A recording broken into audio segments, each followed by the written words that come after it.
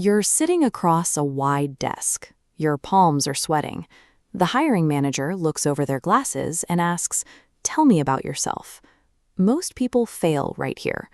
They begin reciting their resume in chronological order or ramble about their personal hobbies, assuming the question is a request for a biography.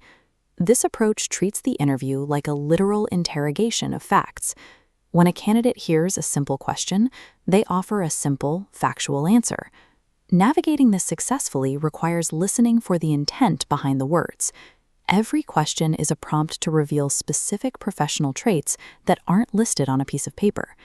Analyzing the most common HR scripts reveals 3 specific criteria that hiring managers prioritize above all else.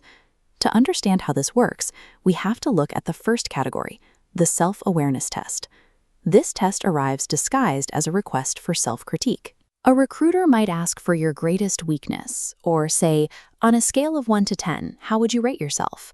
While a high score feels like the objective, an interviewer is actually checking for a candidate's grasp of their own limitations.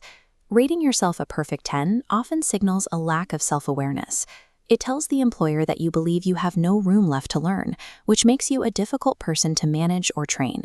Some candidates try to bypass this by using cliches like, "I am a perfectionist," or "I work too hard." These are transparent dodges that recruiters are trained to ignore. A more effective response involves naming a genuine, manageable flaw, such as a tendency to get nervous during public speaking, and immediately describing the active steps you take to manage it. Presenting a real weakness alongside a strategy for improvement proves you possess the maturity to recognize and fix your own professional gaps. The second category is the evidence test. These are behavioral questions. Tell me about a time you made a mistake, or describe a disagreement you had with a manager. Recruiters prioritize these scenarios because past behavior in high-pressure situations is the most reliable way to predict how a candidate will act once they are on the payroll. To organize these stories, candidates use the STAR method: situation, task, action, and result. You establish the situation and task for context without complaining about former employers. Conclude with action and result by describing specific steps taken and the measurable positive outcome. This structure replaces vague claims of being a problem solver with concrete proof of your capabilities. The final test typically occurs as the interview winds down.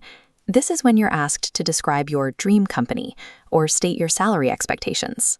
These questions help the company identify candidates whose motivations align with the office culture, while also checking if a candidate understands their own market value. When describing a dream company, focus on environments that prioritize team growth and continuous learning. Mentions of material perks like flexible hours or vacation days suggest a lack of long-term commitment. The strategy for the salary question depends on your experience level. According to these guidelines, freshers should avoid naming a specific number, instead framing the role as a platform for growth that follows company norms. Experienced candidates, however, should arrive with a researched market rate. Stating a range backed by your specific skill set shows you are aware of the value you bring to the team. Passing this final test confirms that your professional goals match the company's vision for the role. Recognizing the intent behind these questions changes the dynamic of the interview. You are no longer just a subject being questioned, you are a consultant providing solutions.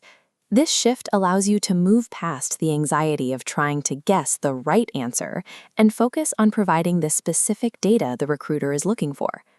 Most companies are looking for authentic, adaptable humans who can navigate mistakes and pressure. They aren't searching for a robot with a flawless history. Look at your own interview preparation. Check your planned responses to see if you are addressing the literal words or the underlying psychological needs of the hiring manager. To wrap up, let's look at one final test. Take a look at the graphic on screen. Can you name 3 words that start with C and end with E? Share your answers in the comments, and we'll see you in the next one.